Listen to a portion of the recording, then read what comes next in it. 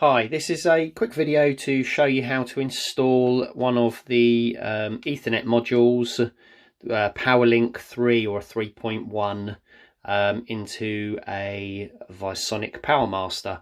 I'm going to do it in a Powermaster 10. You can put them in the Powermaster 30 or the other Powermaster series, but this is just for the 10, and like I say, you can do it for the other ones. It's exactly the same, slightly different where they fit inside the back plate. So first off, what you want to do is down power your alarm system. Just make sure there's no power on it at all. I've unplugged the battery just there, and I've just taken the power off. And in the back plate here, you should get a couple of screws with the actual module itself. It's pretty simple to fit it in. It only really sort of goes in one way, which on the Powermaster 10 is that way. So the Ethernet port is poking out towards the mains port. Put your two screws in there to screw it in. I haven't got the screws and my module doesn't work, so I can only show you the basics of this. So once you've put it in, done the screws up, you have two ribbon cables. One's longer than the other. Doesn't matter which one you use. They're both exactly the same, just one's slightly longer than the other. Then it obviously plugs into there and into that port there. Do it the other way round. There's only one way it can actually go in. There we go, that's all plugged in. So that will be all in there with the screws. That will be plugged in, and then plug your battery in just like so, and then put the mains power on. There we go. Right, so when you put all this together, you'll obviously have an Ethernet cable coming out of here, which will go out of one of the side bits into your router. Doesn't matter if you do that now or in a minute, it doesn't matter. I'm not going to plug it into my router because it doesn't work. So once you've got all of the cables in place, like I say, you've got your ribbon cable in place there, mains power on, and your Ethernet cable will be coming out. Put it all back together.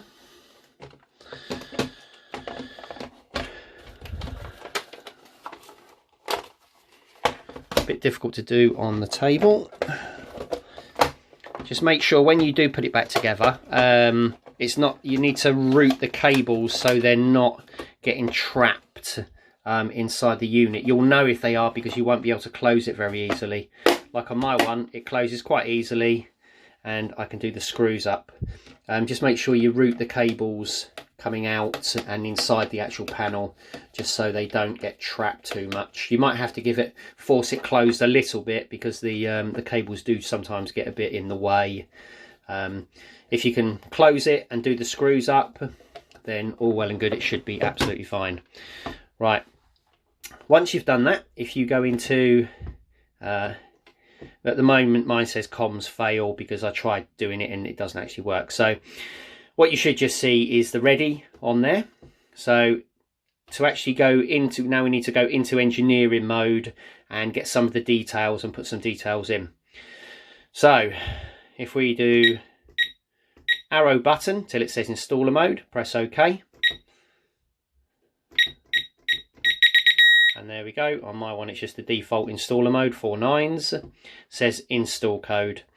So first thing we need to do is find out what the panel ID is. And the way we do that, if we press the back button and we go to serial number 10 and press OK. And then press the arrow button once, twice, until you get to panel ID. Now you'll need to write this panel ID down. My one's 13493A. I'll jot it down on a piece of paper there. So I've got my panel ID number. I will need that for the app, to actually put that number in the app. Now to set a few details into the panel so your module's going to work, if we press the lock button to go back to normal, press the arrow button 1, 2, 3, 4 until you get to communications. Press the OK button. It says PSTN line. we need to press the arrow button twice until you get to central station reporting. Press the OK button.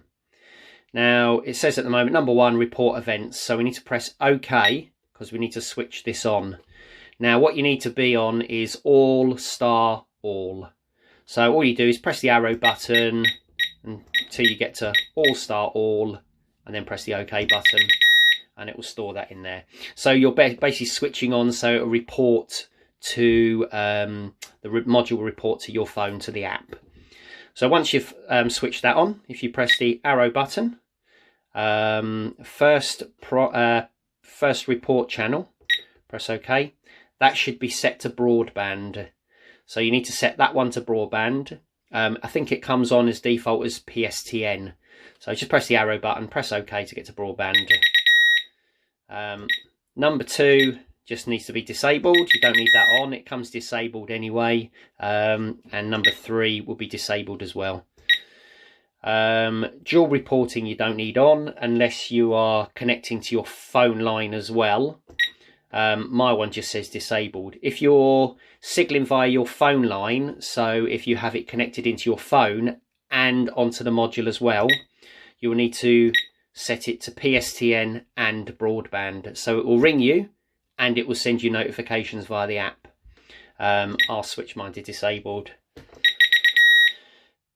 So next one, 1, 2, 3, 4, 5. Next one is the IP receiver, number 1.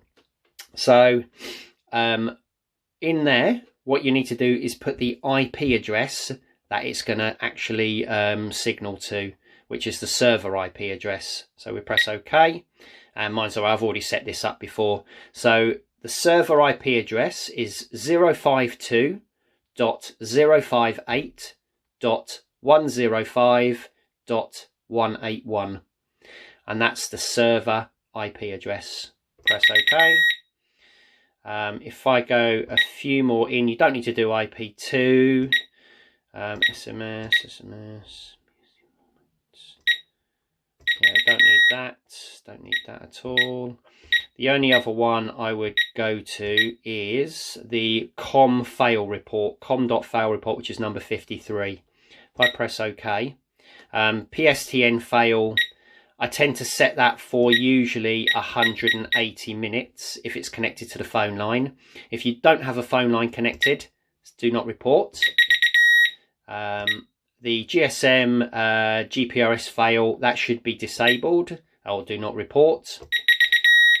And then the next one will be, if you have your broadband module fitted, if you have your IP module fitted, the next one would be the broadband. It will say broadband on there. You can have that on or off, it's up to yourselves. It's a PSTN line fail. You need to either switch off if you haven't got a line in there, or put to 180 minutes if you have got a line, and then if your phone line goes down, it will signal you, or it will come up with a fault after 180 minutes. If you have it on immediately, it will just, every glitch you have on your phone line, it will tell you. It's really annoying, so put it to 180. That's the actual panel setup. So I can press the lock button and OK. That will store all the settings in there. The one other thing, it will say device updating as well. It won't update on mine because it will just come up saying it's not working, basically, or it should do. It has done every other time. The other thing that you can do is to make sure your module is working. I'll show you where to look for that. So if press the OK, but right, comms fail I've got. So what you need to do is, if you go back into engineering mode, arrow, arrow, arrow, OK, engineering code, and if you press the back button until you get to diagnostics, if you press the OK button in diagnostics and then press the arrow button, I think it's, yeah, broadband module, so you can actually test your broadband module. Press the OK button and it will tell you if your broadband module's working okay. Mine says cable unplugged because it's not working properly, but it should say that it's all okay there. It should say module okay, I think it says. So that's where you can actually check to see if your module's working. So if I press the lock button and the OK button, right, that's the panel setup. I'll put that to one side. So now, here is my phone. If I get a slightly better view of the phone. Right, okay, so I've downloaded the app on the phone. Where did I put it? There it is, Visonic Go. It's a free app, doesn't cost anything. Just download it, load it up. It should come with a license agreement, end user license agreement. Scroll it all the way to the top. There's loads and loads. It's up to you whether you read this or not, but there's a lot to read. So I just keep scrolling, tick the OK, accept that, and then the next one is only a little bit, tick that and accept that. Right, okay. Server address is Visonic, V-I-S-O-N-I-C, Visonic.tyco, T-Y-C-O, monitor, M-O-N-I-T-O-R.com.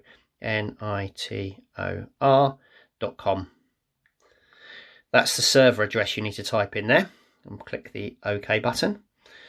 Okay, Visonic, Tyco, monitor.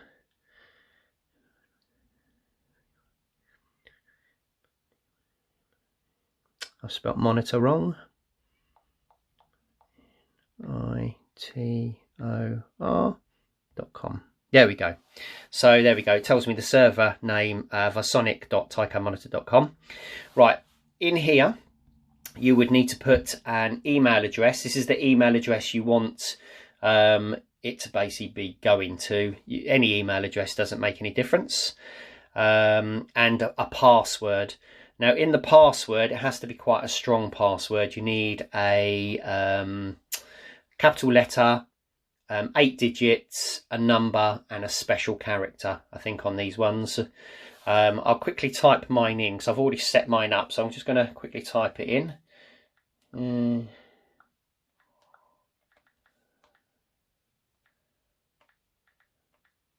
Bear with me. Oh, I'm trying to remember my password.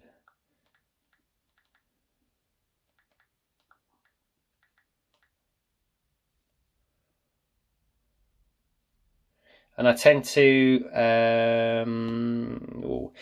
on there as well, it will say, keep me signed in. If you tick that, then you won't have to keep putting in your email address and password every time. So I'll click that, log in. Okay, it was incorrect. I'm not sure what mine is. So basically, what I'll have to do is from here, I'll have to explain what you need to do. So the next screen you will come to, it will ask for a name of the actual unit. So you can call it whatever you want. It doesn't matter what you call the actual unit. You can put it as your home address. You just put home if you really wanted to. It will then ask you for the panel ID. And the panel ID, my one was 13493A. So you would have taken that off of there, wrote it down. That is what you need to type in the panel ID.